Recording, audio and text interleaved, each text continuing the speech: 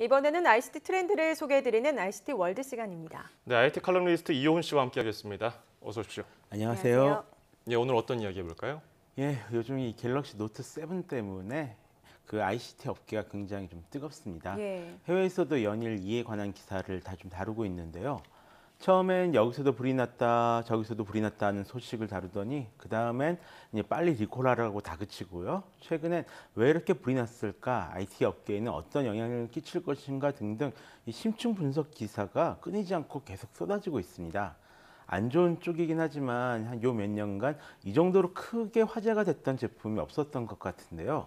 이번 사태를 지켜보면서 혁신은 참 어렵구나 하는 생각을 할 수밖에 없었는데요. 그래서 오늘은 왜 혁신이 이렇게 어려운지, 잘 나왔다고 말하던 제품들이 왜 실패한지에 대해 한번 이야기를 해볼까 합니다. 네, 최근에는 뭐 혁신적이다라는 말보다 혁신이 사라졌다는 말을 더 많이 듣고 있는 것 그렇죠. 같은데요.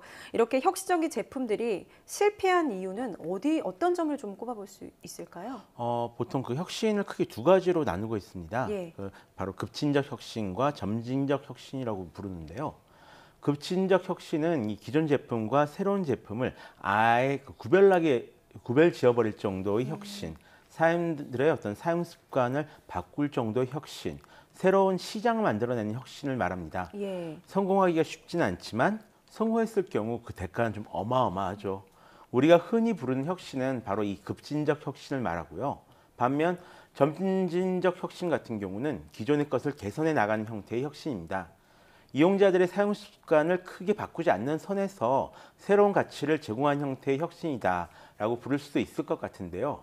우리가 보게 되는 혁신은 대부분 이 영역에서 이루어지게 됩니다. 아이폰 7이나 갤럭시 노트 7 같은 경우도 이런 점진적 혁신의 한 형태라고 볼 수가 있겠죠. 그런데 이런 혁신은 솔직히 말하자면 혁신이라고는 잘 불리지 않고요. 예. 개량이나 개선이라고 불리는 것이 사실입니다. 그러니까요. 점진적인 혁신하고 개선하고 별 차이가 없을 것 같은데 뭐 의미 차이가 있을까요?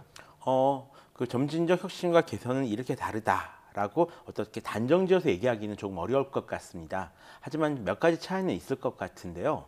예를 들어서 배터리가 큰 스마트폰을 만드는 것은 어렵지 않습니다. 하지만 배터리가 크면서도 이 전체 크기는 작은 스마트폰을 만드는 것은 어려운 일이거든요. 또 스마트폰 카메라를 지금보다 더 좋게 만들 수는 있습니다. 하지만 DSLR 카메라처럼 아웃포커싱 효과를 주기는 쉽지가 않고요. 이렇게 같은 변화처럼 보이면서도 개선은 쓰던 것이 조금 더 나아진 느낌을 준다면 점진적 혁신은 사람들에게 새로운 사용성을 부여하게 됩니다. 결국 어떤 쓸만한 가치를 만들어낼 수 있는가 아닌가가 이 점진적 혁신과 개선을 가르는 그런 기준점이 되지 않을까 싶네요. 점진적인 혁신은 급진적 혁신보다는 조금 그래도 좀 쉬워 예. 보이는데 그럼에도 불구하고 실패하는 이유는 무엇일까요?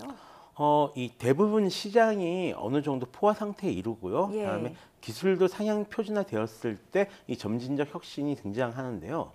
작은 차이로 다른 제품을 만들어내기 어려운 때에 등장하는 거죠.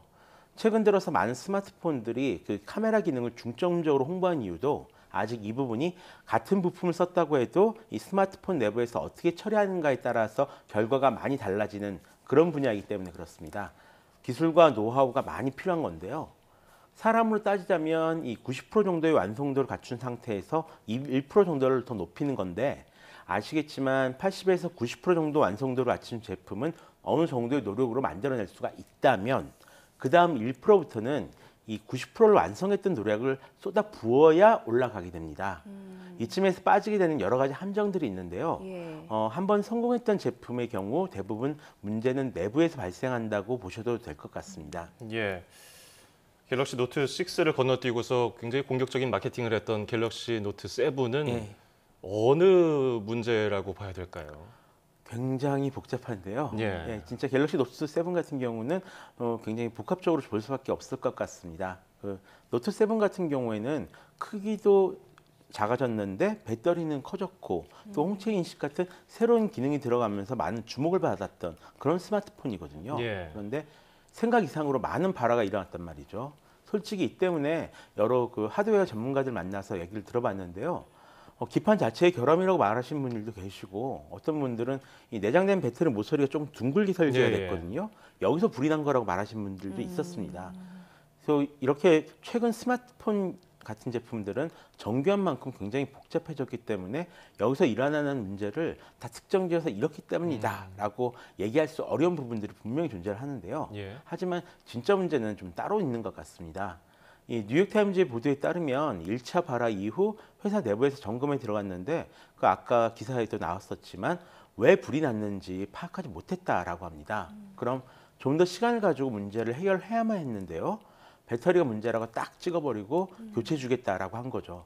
실패한 IT 제품들에게 적용되는 몇 가지 함정이 있는데 그 가운데 이제 머피의 법칙, 내용 파악 실패의 함정, 성급한 대응의 함정에 다 빠져버린 겁니다.